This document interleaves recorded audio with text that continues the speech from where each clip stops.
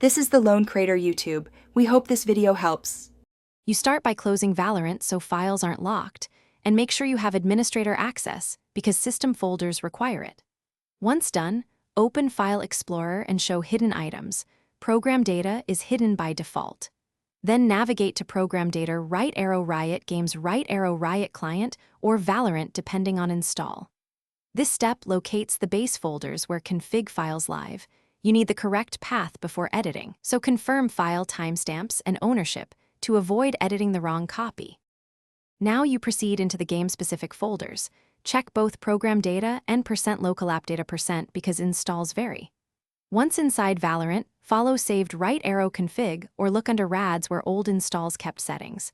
You'll find CFG or ini files and keybinding /profile JSON. Make a copy of every file you will change and store that copy elsewhere. This preserves defaults and allows rollback. If permissions block edits, right-click and run your editor as administrator to gain write access. Finally, open the config in a plain text editor and make careful changes. You're changing settings that affect gameplay, so edit one value at a time and save.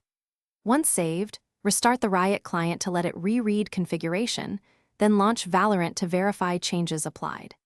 If the game refuses to start or reset settings, restore your backup immediately, ensure files aren't write protected, and check that Riot's anti-tamper didn't flag modifications. Revert and only adjust supported keys to avoid issues. Thanks for watching. Consider subscribing if we helped you.